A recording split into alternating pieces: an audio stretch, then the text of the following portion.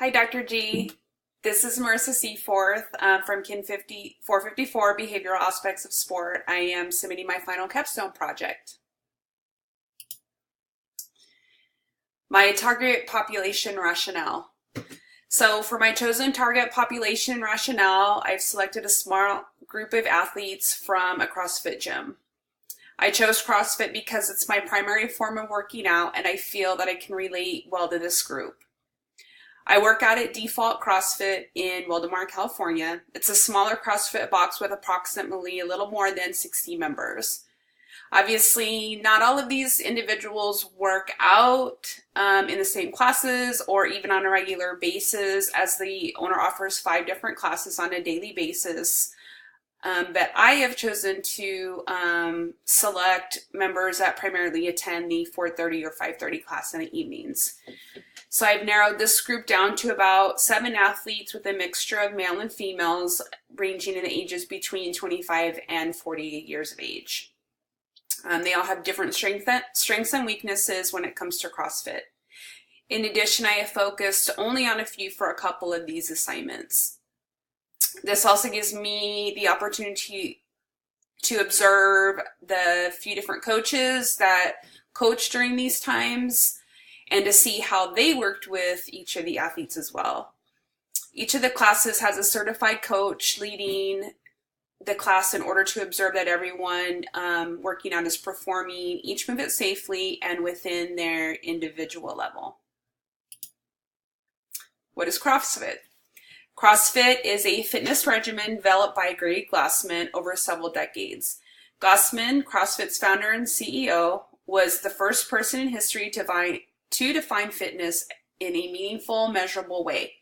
Increased work capacity across a broad time and modal domains.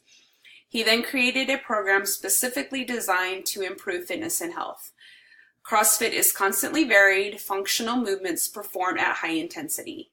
All CrossFit workouts are based on functional movements, and these movements reflected the best aspects of gymnastics, weightlifting, running, rowing, and more. These are the core movements of life. They move the largest loads, the longest distances, so they are ideal for maximizing the amount of work done in the shortest time. Intensity is essential for results and is measurable as work divided by time, or power. The more work you do in less time, or the higher the power output, the more intense the effort. By employing a constantly varied approach to training, functional movements and intensity leads to dramatic gains in fitness.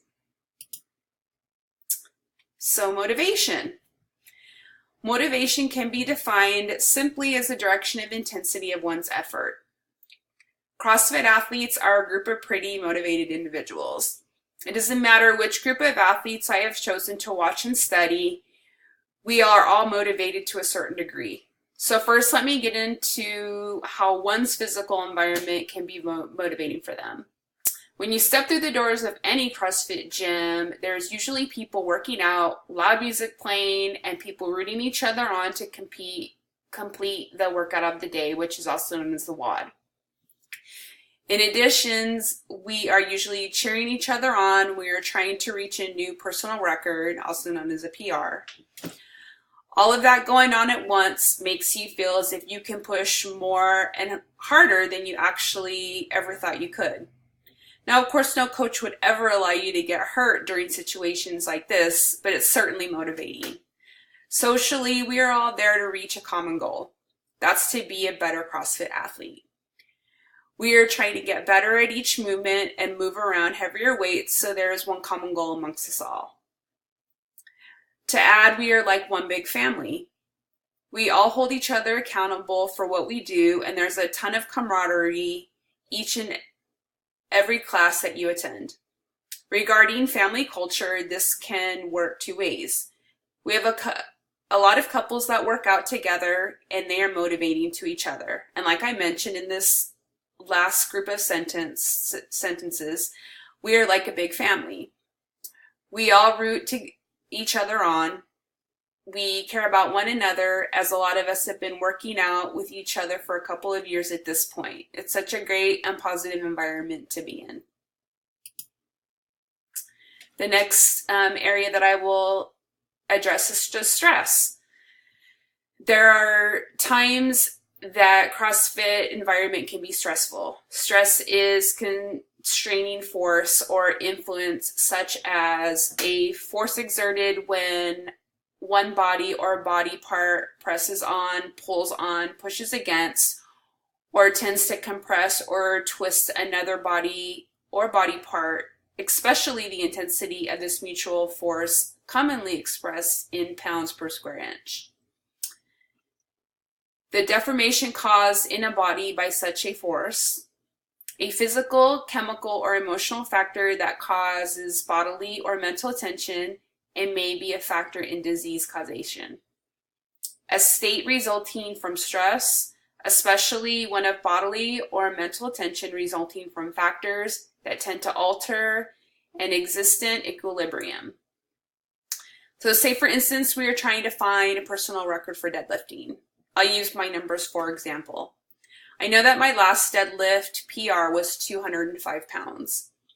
If it had been a long time, it was a stressful day for me, and I go into the gym with that attitude, then I might not even reach my previous PR, let alone try and pass that previous PR. Stress is defined as a substantial imbalance between demand, physical and or psychological, and response capability under conditions where failure to meet that demand has important consequences. Other things that can affect the athlete's stress levels are work and home.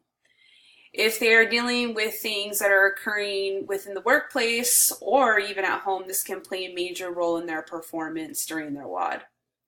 I've certainly been a witness to this. There have been times when things at home have been more stressful than usual, and it shows in my workouts. For example, we might be repeating a WOD we did 6 months ago, but for some reason, I've added 15 seconds to my time. This certainly shows how stress can affect the outcome of any athlete's participation in whatever sport they are a part of. The next section I chose is the desire to compete. I think that when it comes to CrossFit, all of us athletes have a healthy desire to compete. The term competition is popularly used to refer to a variety of situations. We compete against others, against ourselves, against the clock, or a record book, against objects and the elements. In CrossFit, competing against the clock is something we do on a daily basis. CrossFit athletes, no matter which group you are observing, are always competing against the ever almighty clock. I would also have to say that intrinsic motivation is something that CrossFitters instinctively have. We all have this drive inside of us to want to do better than our last workout, better than our last PR.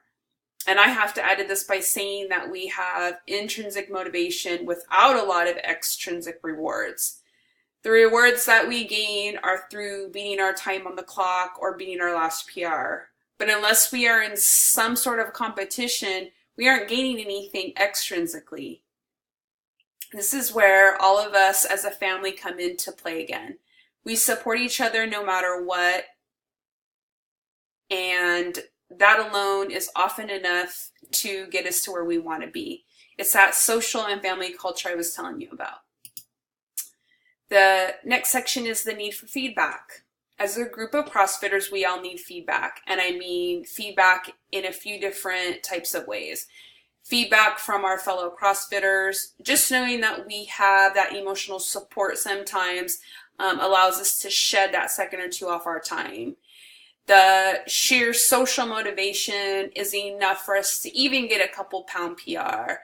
The family culture and that social environment in CrossFit is so important. So providing feedback to one another is definitely something that not only enhances my motivation, but also has enhanced the individuals of the ones that I had the opportunity to observe over the last 8 weeks. Next, I'm going to talk about outcome goals. The first outcome goal that I chose was decreasing a benchmark workout. The workout that I chose was a benchmark workout called Friend. This is a workout that's widely known among the CrossFit realm. It's a combination of 21, 15, 9 of pull-ups and thrusters, 65-pound thrusters for women, 95 pounds for men.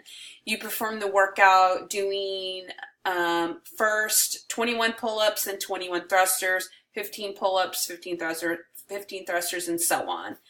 I selected 3 individuals. The first 2 are female, the second 2 are male. You can see their times listed right there.